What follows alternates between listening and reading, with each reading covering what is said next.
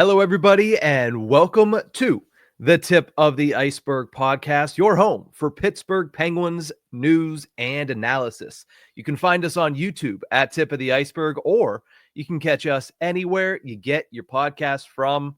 I'm your host, Nick Belsky, joined as always by Nick Horowat, and we got a great show for you guys today. We're going to discuss the Penguins' newest acquisition and try to nail down how to pronounce his name, because it's not going to be an easy one to just casually say, as the Penguins welcome Vladislav Kolyachonok to the Pittsburgh Penguins, and we'll discuss what his presence does for the rest of the roster. Then we'll give our full preview of the upcoming Four Nations Face-Off tournament, because it kicks off tomorrow with Team Canada taking on Team Sweden, and we'll close things out by unveiling our Pittsburgh Penguins quarter-century teams. Let's get started on the Tip of the Ice-Burgh. And let's kick things off with a little discussion about Vladislav Kolyachonok. And I'm just going to continue to say it just to make sure that I actually don't mess it up. You don't know how many times I talked yesterday, Horwat, and I kept saying Kolyachonov, but it's Kolyachonok. He is Belarusian, and he is now a member of the Pittsburgh Penguins. The Pens claimed him over the weekend. Left-handed defenseman. I mean, it's a shocker, right? Death taxes and Kyle Dubas going after former OHL players, as Kolyachonok is. Good skater, strong offensive instincts. And I read yesterday, and then again this morning, a piece from Brogan Houston of Deseret News, where Ian Cole compared this kid's work ethic to Sidney Crosby. Now, I mean, we'll get to see it firsthand, whether or not it is, but that's good news for the new Pittsburgh Penguins defenseman. It's a good start. It's a good comparison to have coming in. And does he not also sort of fit the mold of the type of player that Dubas has been gunning for this lineup? It's not necessarily that this player in particular has the pedigree of a Philip Tomasino or a Cody Glass, but he's coming in as a 23-year-old, I believe, left shot defenseman who has NHL experience, but not a ton. Maybe there is, still a lot more gas left in the tank. There is a lot more to be given at the NHL level. It's just fitting the mold of what Kyle Dubas has done for this Penguins lineup and who he has been adding. It'll be interesting to see how much he plays off the jump, because the left side of the defense looks like a bunch of NHLers right now, unless they're really going to put him in over Ryan Graves again. So we'll see what happens, but I'm at least intrigued, to say the least, of a defensive option that fits the mold of the Tomasino and the Cody Glass. This is the first time we're really seeing that. P.O. Joseph doesn't count because Penguins had him last year. Yeah. And Desharnais just doesn't fit that mold in terms of not quite the same style necessarily. Yeah, Desharnais fits the mold of Kevin Hayes. Like, yeah, we'll take that contract off your hands, but just make that a first-round pick instead of a second-round pick. That's what Vincent Desharnais is. But no, I agree with you. I like the fact that we're starting to see that plan that Kyle Dubas continuously talks about start to affect the blue line a little bit here, because they did have Owen Pickering, but that's somebody that they already had in the organization. Seeing them going out and kind of jumping on this opportunity, seeing this kid's available, saying, all right, well, we kind of like where this kid is at, and giving him an opportunity at 23 years old. It fits the mold, and it's going to be interesting when they get back, because you look at the Penguins on Puckpedia right now, they have 22 of 23 roster spots that are filled with Kolyachonok jumping on, but also that's with Brian Rust and Evgeny Malkin technically on injured reserve. So they're going to have to send someone down, and you'd have to imagine that it could come from the blue line. They currently have 8 defensemen on the NHL roster with this addition. So you kind of talked about it briefly there, but where do you see him slotting into the lineup once the Penguins return from this Four Nations break? Right in the Ryan Graves spot to start, I think. Give Ryan Graves the healthy scratch again, because he's done that quite a bit this year. It's nothing new to him. Throw him in that third spot and just see what he can do, and see how he adjusts and adapts to the Penguins lineup, to the Penguins system, after being in Arizona and then Utah for quite a while. So it'll be interesting to see. I think that's sort of the spot that he'll start in, and then roll from there. I mean, I'm not sure if any other teams wanted to make a claim on him. So if he needs to be the one that ends up going back on waivers to get sent down, so be it. The Penguins are in a weird experimental phase. I mean, the season seemingly seems over to the point where, yeah, sure, bring on these guys and just see what happens. Play the experiments. I don't know what his contract looks like. I forgot to look into that one. He has one more year after this one at $775,000. So he's also under control, which is, at least in this situation, kind of decent. If he works out, good. You don't have to worry about having a negotiation with him. You have him for the extra year. Especially a player like that, you're not worried about the cash. It's fine. It's going to be low. It's going to be a low dollar amount. So having him under that control, if he comes into the lineup and works out, win-win. And this is one of those low risk, moderately high reward moves by Dubas because, again, young player, might have some NHL left to give and can be a useful cog in a changing defense. Yeah, I mean, he has some pretty good offensive instincts. Only 5 points in 23 games this year. But again, he's playing very, very limited minutes with the Utah Hockey Club. I would imagine he gets a similar role here. Like you mentioned, probably pushes Ryan Graves out of the lineup for the time being because they're going to want to see what they have in him. I'm sure if the Penguins end up saying, oh, you know what, we're just going to put him on waivers again. We didn't really like what we saw. I'm almost positive that at the very least, Utah would put a claim back in. That way they can at least just send them right down to the Tucson Roadrunners without having to put them through waivers like they intended to do in the first place. But you look at Ryan Graves, it's been an interesting season for him. They've wanted him to come in and kind of build his confidence, but they've also kind of pulled the plug on him a lot this season. He's gone from being in the lineup to a healthy scratch for a long period of time to, back in the lineup. And then all of a sudden they acquired P.O. Joseph and they're like, all right, well, we acquired him because we don't trust you right now. And they took him out of the lineup. So I'm not sure what the Penguins feel about Ryan Graves, but I understand offensively it's a black hole, 0 points in 40 games. We all saw what happened on Friday night at Madison Square Garden when he missed the wide open net. But I think defensively, he's been fine. And again, it's similar to what you're seeing out of Vladislav Kolyachonok in Utah so far. Very sheltered minutes, but he's been okay. He hasn't been great. He hasn't been absolutely awful. Has he made his mistakes? Yes, but all NHL defensemen do. There's just a microscope on Ryan Graves. I don't have any issue with him getting bounced out of the lineup. I just want to know what the plan is. And we've had this discussion multiple times now. What is the plan for Ryan Graves? I get the reasoning behind bringing in this young defenseman and giving him an opportunity. It's the same reason they did it with Tomasino when they had Jesse Puljujarvi, who was playing decent. It's you want to get younger, even if it's by a couple of years, and you want to give opportunities to young players who have ran out of favor with their team, but still have that pedigree. I mean, Kolyachonok was a second-round pick of the Florida Panthers, so he still has that pedigree behind him. I'm just curious as to what it means for Ryan Graves because he's just continuously being bounced in and out of the lineup. For a guy that they wanted to build his confidence, that doesn't do very much for it. No, it doesn't do much. I don't know what they're doing with him either. I really don't. They're trying to give him runway. They're trying to show himself and trying to show everyone that he is improving, but they're not giving him the opportunity to really do so whenever they go out and sign a 23-year-old waiver claim, bring in someone new who's going to likely, at least, bump him out of the lineup in a couple of weeks when everyone returns. We'll see. I mean, we could be wrong. Maybe they did just pick this guy up as a extra defenseman again, and he's just kind of going to twiddle his thumbs in the press box. But that's unlikely considering the path this team is taking. It's experiment time. This is exactly the type of player that Dubas has been just acquiring over the course of the offseason into the season. Mm-hmm.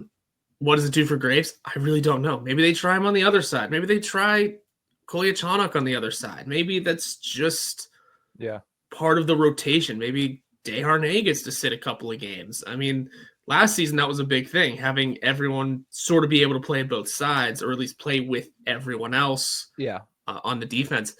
This time around, there's been a bit less of that, but maybe at least in the experimental time, they kind of go back to it. It's tough to say. It really is. I mean, the plan for Graves really seemed to be at the beginning of the season, at least, let him improve, let him play. Let's see how he does. Not too many steps forward, but a couple. There has been some improvements here and there. But now we're at this point of, well, he's been eating a lot of healthy scratches, and they're adding names now. So tough. I mean, he had the roster spot open up for him when they traded Marcus Pettersson. But again, about a week later, here's a new guy right over him.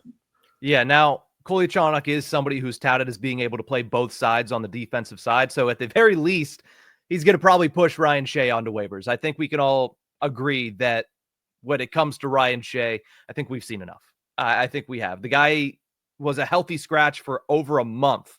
And then when he came back in against Seattle and San Jose, he looked awful. So again, maybe he needs a fresh start somewhere else. Pittsburgh is the first place to really give him a go at the NHL level. He might have earned that opportunity with a different organization, but I think where the Penguins are at right now, they would much rather give kind of that swing defense spot, that seventh defenseman spot, to a young guy that can step in on either side, like Kolyachonok, over an older, inexperienced guy in Ryan Shea. Remember, he did not play an NHL game before coming to the Pittsburgh Penguins organization last season. So that's where I think he stands. I think if somebody needs to get sent down, it's going to end up being Ryan Shea on waivers, and they're going to say we can lose that asset for nothing because we essentially picked up his replacement for nothing in Vladislav Kolyachonok. The one thing that a lot of people talked about, and I want to briefly touch on before we get to our Four Nations face-off preview, do you think this has any implications for the trade deadline? Because when the Penguins traded Marcus Pettersson, I came on the show and said, I don't know if you trade away Matt Grzelcyk just because of what that left side looks like. And outside of Owen Pickering, you don't really have any other options to go into the top four. Now, I don't think Kolyachonok is somebody that can go into the top four. I don't think you should put him next to Erik Karlsson this year. I don't think you should put him next to Chris Letang this year, at the very least for an extended period. Maybe if he plays a game here or there, he'll be fine. But I think that's a guy that you want to start out in a similar role that he was in Utah. But a lot of people are throwing Matt Grzelcyk's name out there because left-handed defenseman coming in, you look at the left-handed defenseman that has the most trade value in Matt Grzelcyk, and a lot of people are starting to talk.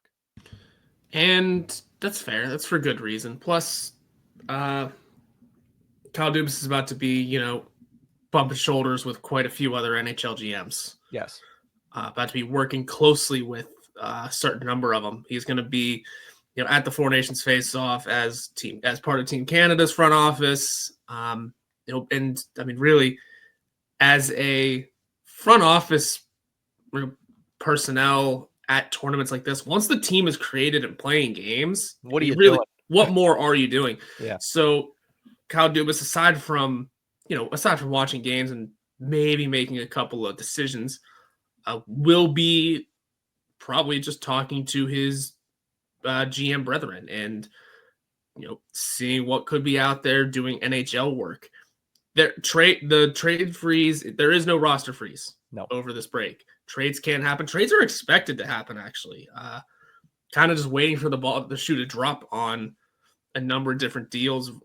Elliot Friedman already said the player told him he thinks he's getting traded over the break. So moves will be made. We'll see if Kyle Dubas maybe doesn't make a move, but makes progress on something, considering he'll be just within walking distance of a bunch of other NHL GMs and other NHL, front office faces. So is the next move to trade Matt Grzelcyk?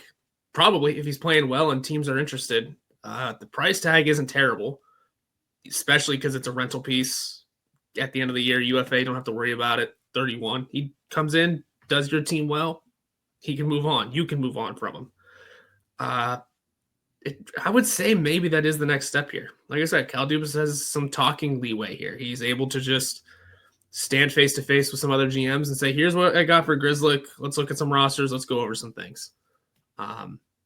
I'd say that might be the next move if another one is coming, because we'll see if he does any flipping. Desharnais could very well be flipped if a team wants him.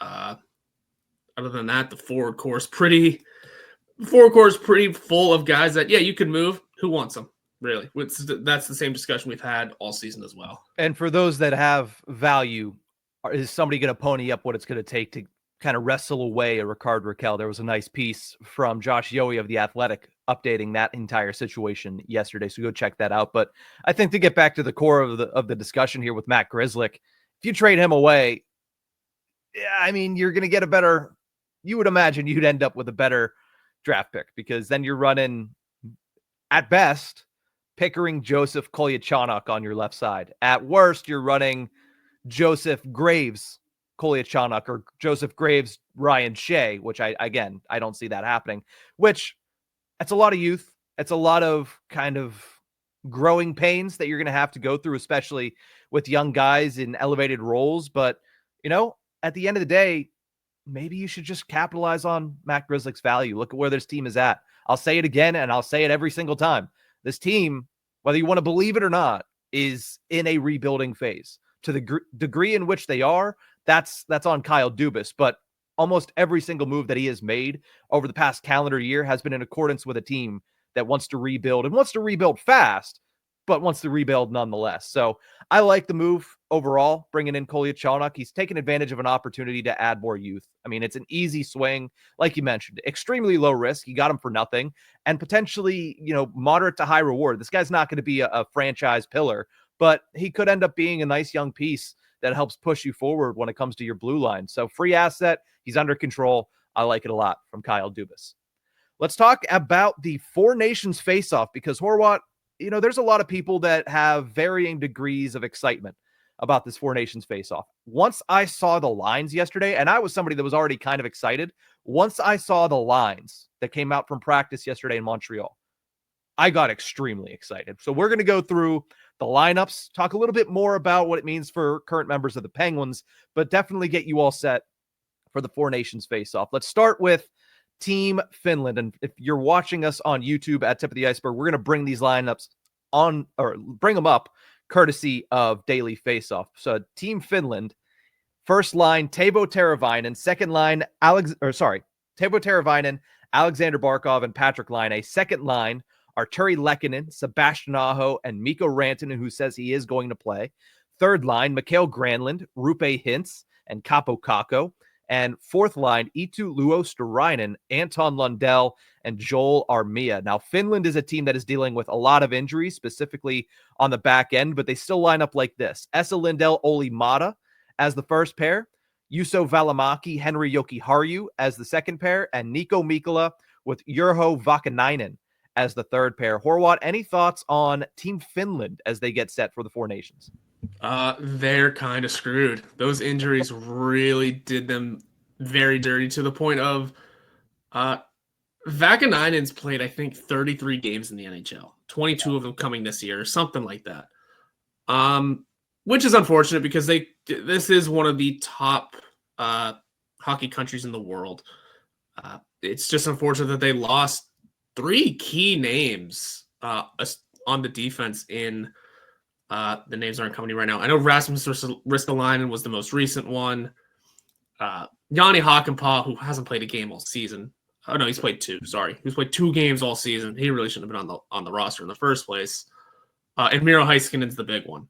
So regardless of, those are 3 big names to lose. Regardless of what I think about Hakanpää and his situation, those are 3 big names to lose, and it doesn't help. I mean, UC Saros is a great goalie. He's their starter. He's having a bad year in front of him, but I don't know how much that's going to help in this situation. We'll see where it goes. I think Finland quickly turned into oh boy, you're finishing 4th, aren't you? Well, here's the thing. Finland historically has always been a team that plays better than the sum of its parts. Like, they're one of the better teams when it comes to being able to outperform expectations in a lot of these tournaments. You look at last year's World Championships, Finland made some noise. This is a team that, as a whole, just plays a style that can keep up with other teams. Now, of course, in a lot of those World Championships and a lot of those World Juniors, it's not best on best, and you're not going up against literal Godzillas when it comes to some of these other rosters, as we'll get to, but it is going to be an uphill battle. They are going to have to play near perfect to be able to get into that championship game. And then, once that happens, it's one game. You never know what can happen, but it's going to be an uphill battle. Like we mentioned, they're kind of scraping the bottom of the barrel due to some of these injuries. And I think, like you mentioned, the biggest one is losing Miro Heiskanen. I mean, that's probably, outside of maybe Alexander Barkov, that's probably their best player that they would have had on the ice. in the Four Nations faceoff, and to lose him is just unfortunate. Let's get to Mike Sullivan's Team USA. Again, lines courtesy of Daily Faceoff. Kyle Connor, Jack Eichel, and Matthew Tkachuk on the first line. Former Penguin Jake Gensel going to lace him up with Austin Matthews and Jack Hughes on the second line. Matt Boldy, JT Miller, and Brady Tkachuk on the third. Brock Nelson, Vincent Trocheck, Dylan Larkin on the fourth. And then let's go to the defense pairings here. Jacob Slavin with Adam Fox. Zach Werenski with Charlie McAvoy. Noah Hannafin with Brock Faber. This is an absolute stud of a lineup. And the one thing I'm going to look at immediately, Jake Gensel with Austin Matthews and Jack Hughes. That line is going to feed families, Horwat. That line is going to be, I understand we can't replicate Team North America in the 2016 World Cup of Hockey, but that line is my Team North America for this tournament. Did you see the tweet of how many Team North American kids are on their respective America and Canada teams? I mean, it makes sense. That lineup was absolutely insane, including like McKinnon. McDavid was on that lineup. I believe Dylan Larkin was on Team North America back then. So Another key name that was on it was Connor Hellebuck, who is anyone going to beat this year? I mean, no one's beaten him in the regular season yet, and now you're strapping the United States flag to him. That's gonna be another tough one. On top of what is already, you look at this offense, it's already frightening. I mean, you have Austin Matthews as your second line center. Are you kidding? Yeah, and you have two Tkachuks who are in a short form series or a short form tournament are just going to rain terror on everybody. You'd hope. And I mean, Kyle Connor being on the first line, I have no problem with that. He's a very sneaky goal scorer. I do still have issues with Brock Nelson and Vincent Trocheck being here. It looks like Chris Kreider's the extra man in this situation. Yes. That checks out, honestly, for the season he's having. And the issues aren't necessarily like personal. Brock Nelson and Vincent Trocheck are great players. I just think there were better options. But I get it. All four of these teams looked and wanted to add a little bit of depth because it is a short form tournament. Mm-hmm. And if you're going to add depth, Brock Nelson and Vincent Trocheck are absolutely incredible pieces to use. So good on them. Connor Hellebuck's their starting goalie. Jake Ottinger is their backup. I forget the third one. Jeremy Swayman. Yeah. Who not having a great year. So, but looking at this lineup, this could be one of, I mean, obviously there's only four of them, so they're all kind of the team to beat, but this could be a frightening team for anyone to pick as a favorite. I get it. This is a very good standout team. Everyone just needs to click on all cylinders at the right time. Looking at you, JT Miller. Yeah. I mean, he was given a much bigger role in New York. He was told, hey, just be our top line center. At least here, he's a third line center, and the top two are Jack Eichel and Austin Matthews. So worst comes to worst, it's not like Mike Sullivan isn't used to having to just roll out his first and second lines way more than his third and fourth. So he could always just fall back to what he does with the Pittsburgh Penguins. But no, I like this lineup. And again, we've been talking since the initial rosters came out on December 4th. Team USA looks really good, especially on the back end. And I think that's where they have the most advantages. They're going to be the best team defensively. Maybe Finland because that's just their style, but Team USA has the names. They have the horses, and they certainly have the goaltending. So they're going to be a force to be reckoned with. Let's get to the two teams that have current members of the Pittsburgh Penguins on them, starting with Team Sweden, who has an interesting lineup, to say the least. Philip Forsberg, Elias Pettersson, and Adrian Kempe on that top line. Second line, Rickard Rakell, last name in, second line left winger. I like what I'm seeing here. Alongside Mika Zibanejad and William Nylander, Jesper Bratt, Joel Eriksson Ek, and Lucas Raymond on the third line. Then Victor Arvidsson, Elias Lindholm, and Gustav Nyquist as your fourth line. Look at the deep pairings. You have Victor Hedman, Jonas Brodin. You have Rasmus Dahlin and Rasmus Andersson. And then you have Matthias Ekholm and third pairing defenseman, Erik Karlsson. Horwat, we have Karlsson on the third pairing, Rakell on the second line. What do you think about Team Sweden? So I think for what it's worth, I think the lines are going to be flipped all around as in terms of first, second, third line stuff. But as you look at it on this page, I do want to focus a lot on Rickard Rakell and just say if he can play well with guys like Mika Zibanejad and especially William Nylander, we know he can already play well with Crosby. We know he can play decently with Malkin. It's just been a while. He can balloon his trade value in this tournament. Mm-hmm. I mean, I mean, it's already very high. Let's not get it. Let's Correct. not get it like incorrect. He is probably going to be, if made available, the top or one of the top 2 trade targets available at the deadline. If not into the offseason. This is Yeah. what I'm sort of focusing on here. If he can prove that he's more than just a one-trick pony and that the Sidney Crosby effect, if he can play well with William Nylander, if he can set up William Nylander quite a bit in this tournament, and maybe find something out of Mika Zibanejad who's having a bit more of an off season, then again that can just add to the here's so much more that he can do. That trade value is already really high, but it can just get higher in terms of what team needs him not only for this playoff run, but maybe a couple more down the road because of the contract. That's going to be huge for him. I think he could last man in, sure, and then immediately put into the top 6. Immediately put into a lineup that immediately put into sharing a line with William Nylander. Yeah, those two together, I mean, they're both guys that whenever the puck's on their stick, it almost feels like there's a magnet attached to it because they can just stick handle in a phone booth. Zibanejad to a lesser extent, but certainly William Nylander and Rickard Rakell are going to be out there doing some Harlem Globetrotters crap in Montreal and Boston over the next week and a half. Yeah. I mean, the rest of the lineup's pretty standard, especially for Sweden. I mean, you're going to need a lot from Elias Pettersson, who hasn't had it this year, and same with Philip Forsberg with Nashville. I think that, maybe playing for the trade Kroner can do that. Maybe that can wake them up a bit, at least for this tournament. On defense, stout as ever, but also very much I'd say this is a great two-way lineup. All 6 of them, 5 of them, can play both ends of the ice. Sorry, Karlsson. We know your defensive game. We've discussed it 1,000 times. Not sneaking up on anybody. Yeah. But the two-way games between Hedman, Dahlin, Anderson, Ekholm, this is a tough defensive group, no matter what way you pin it. So I'd say, I mean, this could be one of those sleeper choices. The goalies leave a bit to be desired, but can still get it done, especially if Ullmark just finds the rhythm at the right time. All right, let's finish it off with Team Canada. Now this, I'm going to warn you and everybody watching, this is going to just absolutely blow your mind because it's Team Canada. And whenever we do best on best with Team Canada, things like Sidney Crosby on the second line tend to happen. So this is Team Canada for the Four Nations faceoff as of yesterday's practice via daily faceoff. Sam Reinhart, Connor McDavid, and Mitch Marner is your top line. Mark Stone, Sidney Crosby, and Nathan McKinnon is your second line. Brad Marchand, Braden Point, Seth Jarvis is the third line. Brandon Hagel, Anthony Cirelli, and Sam Bennett is the fourth line. You look at the defense pairings, Devon Taves, Cale Makar. They just throw the Colorado guys out there.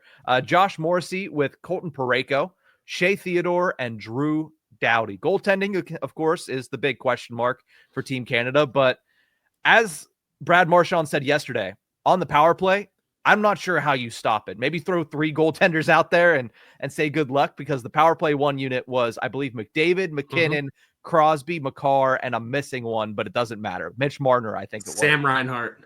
And Sam Reinhart, who just, I don't know, put up 50 goals and won a Stanley Cup last year. This team is absolutely ridiculous. And of course, the big news was, is Crosby going to be able to play? He missed the last 2 games for the Penguins before the break. Yesterday after practice, Crosby said that he is good to go and he will play. No game time decisions for Team Canada. He will play on the opening night of the tournament tomorrow against Team Sweden. Don't take penalties against this team. Nope. That's it. That's step 1 of your game plan. Step 2 is, okay, now we have to deal with everything else on this lineup. Yeah. This is an unhealthy amount of skill. I mean, McDavid, Crosby, Point down the center is unreal. There's a ton of meat on that fourth line, by the way. Oh, yeah. Hagel, Cirelli, and Sam Bennett. I mean, you got Sam Bennett there to get under everyone's skin. Have fun. You're taking penalties against this team. The game plan is, I mean, first of all, I kind of want to see Sam Bennett and Brad Marchand share a line. And just because, and just see every other country's head explode. But that's just the depth. The top line's skill is unreal. Crosby playing with McKinnon is going to be the most exciting thing. I think a lot of Penguins and Avalanche fans and Paul Bissonnette have been waiting for so long, that they're finally going to get to see. And I think it will be extremely entertaining. No matter which line it is, Mark Stone isn't going to be there as a passenger either. He'll be clearing space for those two. Yeah. This team is unreal until you somehow find your way past the forwards and the defense and you realize you have a sieve in net. Because Logan Thompson he's going to be the definition of that Phil Kessel tweet from Team USA in the World Cup of just I feel like I should be doing something right now. Can't quite tell what it is. Yeah, no, that was the biggest miss, I think, of the entire Four Nations face-off. Logan Thompson might win a Vezina if not for Connor Hellebuck being He'll at least be in the conversation. Yeah, it'll be 1A, 1B right now. I think Connor Hellebuck is 1A, and I think it might come down to who has more wins because both of them are vying for the President's Trophy. But no, this lineup is absolutely insane, and I agree with Marchand. There's no way to stop that power play. There isn't. Crosby and McDavid sharing the ice in a meaningful hockey game for the first time in their careers. It took way too long to get here, but we're here, and that's why I say if you're not excited about this, I'm not quite sure how much of a hockey fan you really are. You might be a Penguins fan, and there's nothing wrong with that. But if you're a true hockey fan, you're going to be excited to watch these guys take the ice. So a lot of interesting things happening with the lineups on all four countries, all four nations, I should say. But here's what you need to know about the tournament itself. It is a 3-game round robin where a regulation win nets the team 3 points, an overtime or shootout win nets you 2 points, and an overtime loss nets you 1 point. Overtime will be 10 minutes long, and then they'll go to a shootout. And the leading teams, when it comes to points after the round robin, will play in a 1-game championship on Thursday, February 20th at 8 p.m. So it should be a great tournament, Horwat, and that's why we close out this discussion with our Four Nations face-off predictions. We got 3 predictions to give you. Let us know in the comment section what you think is going to happen over the next week and a half. Most points, I told you that second line on Team USA is going to feed families. And I have been alluding to the fact that I was going to go this way with my hat this entire episode. Arizona hat, Arizona boy, Austin Matthews is going to lead this tournament in points. That's a fun answer. I was thinking about that. I was considering it. But then I'm going to have to just go in a different direction. It's I'm just going to jump into Connor McDavid. I mean, yeah. You can't deny it. You can't deny Connor McDavid. You're giving him a short tournament to win something. Good luck stopping him, period. Especially if, like I said, Brad Marchand and Sam Bennett are out there just drawing penalties left and right. That's going to be a power play machine. It's going to be hard as hell to stop Team Canada. It's going to be hard as hell to stop Connor McDavid. I'm gonna kind of just read the writing on the wall here for you. Your tournament MVP prediction is probably Connor McDavid as well. Yeah, it's 2 easy answers. Yeah, I mean, or at least there's softballs there. I didn't put much thought into it. It's one of those things you don't really need to, though. Yeah, it's almost like the free space on a bingo card. Yeah, it's like picking who's gonna be your top point scorer in the early '80s. Well, Wayne Gretzky. I mean, is there anyone else even in the league right now? Yeah. I mean, yes, there's plenty of star power in this tournament, but again, it's Connor McDavid playing with Mitch Marner, who has been feeding Austin Matthews all season, most of the season because of the injury, but has been unreal as well. So he's just going to be feeding McDavid now. This is going to be an unreal couple of games for Team Canada. So I got McDavid as the MVP as well. All right. Now, with that in mind, I'll say this. For the tournament winner, I think this was case closed for me yesterday. The second Crosby said, yeah, I'm good to go.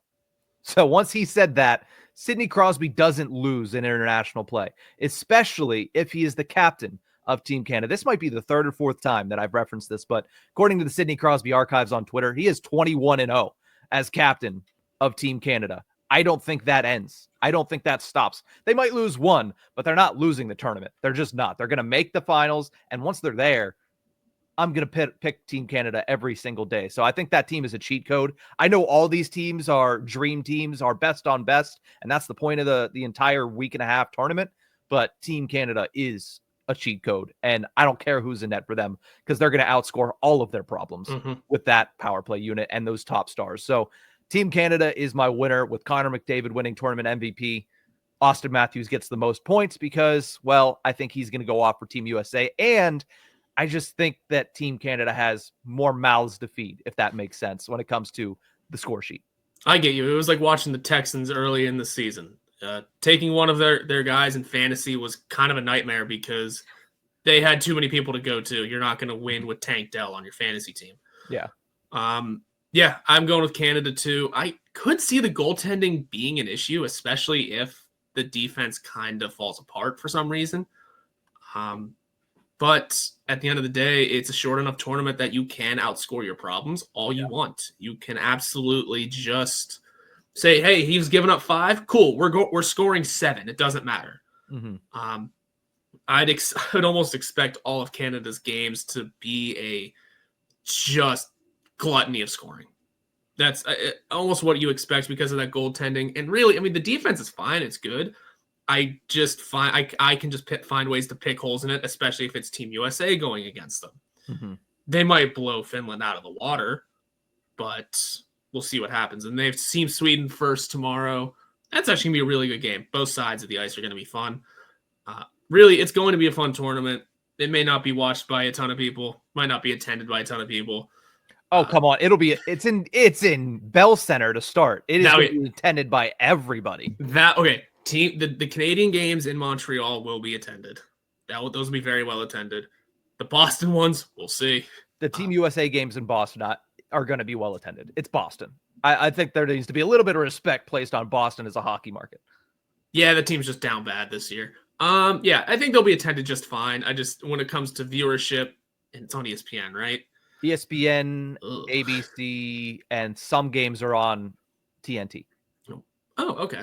Like I said, well, because when it comes to the entertainment value of ESPN, I think tomorrow's TNT, if I'm not mistaken. I'd have to double check it, but I think tomorrow's opener is on TNT. All right. Well, we'll we'll see. I think overall, I mean, listen, the ratings are probably going to be lower than expected for it. Whatever. Hockey fans are going to enjoy the hell out of it. Yep. I will. It's going to be fun to watch regardless of outcomes and regardless of who's there. It's going to be fun. It's going to be some top tier best on best. Mm-hmm. And then whenever it comes to the Olympics in a couple years, we'll be back. It'll be a lot of the same discussions of under a year, baby. Under a year, that's what I meant. Yep. 2026. It is already 2025. I forget about that as well. But no, exactly. It's the first best on best we've gotten since 2016. And if you're boycotting it or not watching it because it's a money grab, I have bad news for you. You should probably turn off all sporting events. Like, don't watch them because they're all money grabs. That's the purpose of it. It's an entertainment business. So if that's your excuse,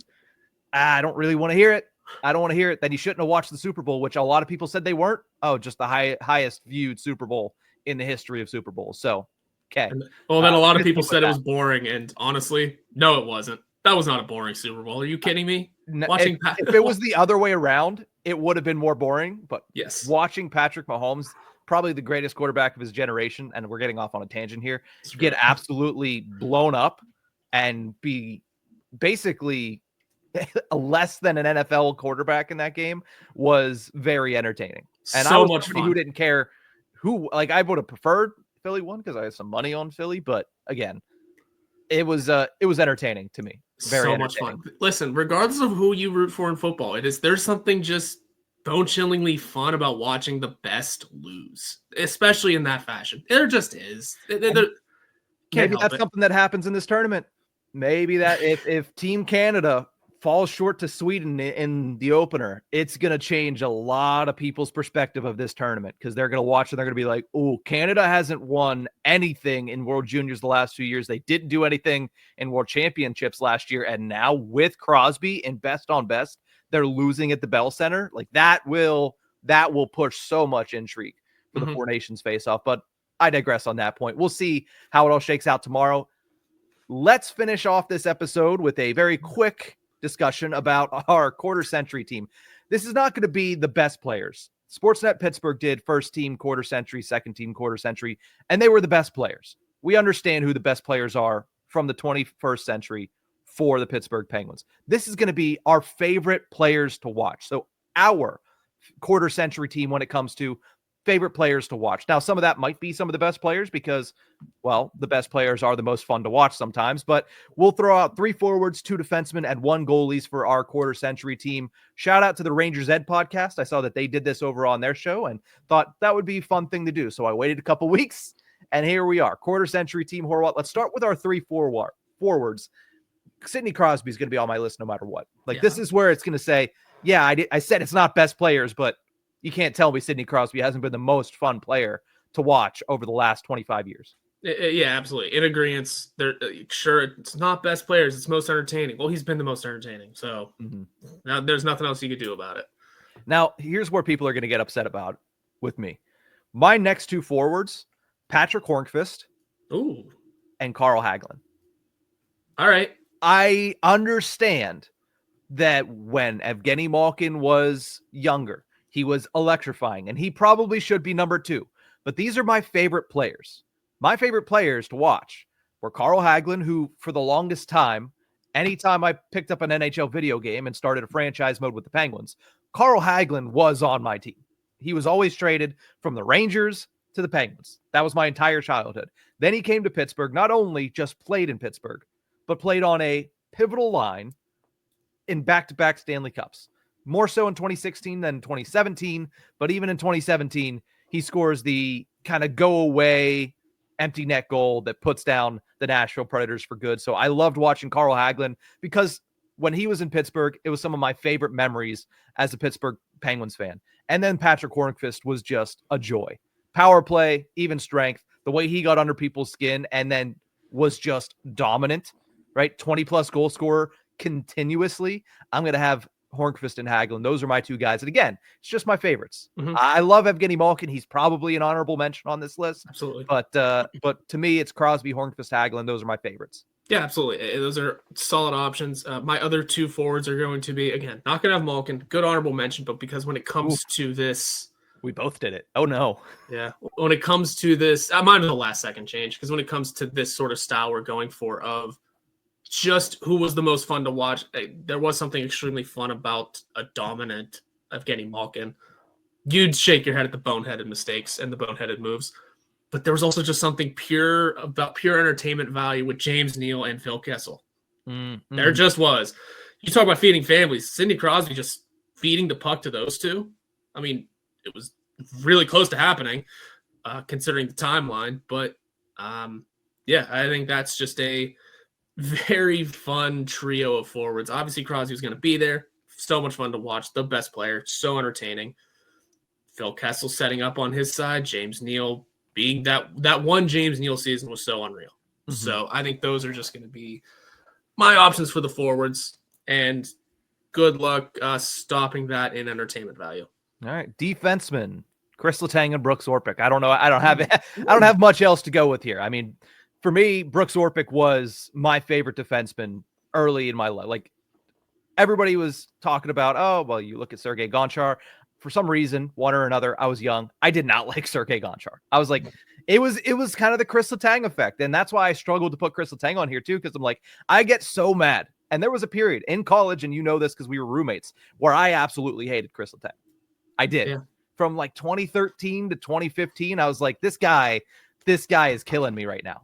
He is hurting me because it's tough to watch Chris Letang, because whenever he makes the boneheaded mistakes, it's like watching Erik Karlsson now. It's like, that's what Chris Letang was in that era. So I struggled with it, but then you look at how good he was when he was healthy for those back-to-back cup runs and how good he's continued to be as he's aged. Nobody expected Letang to be able, especially considering a lot of the stuff that he's gone through, to be able to play 20 minutes a night and be very good at hockey at the age of 37. So I think that, mixed with the fact that, I mean, some of the most iconic moments of this generation are authored by Chris Letang. I'm going to put him in here. And Brooks Orpik, the physicality that he brought, I absolutely loved it. I always go back to the 3-hit shift against the Detroit Red Wings at the Civic Arena.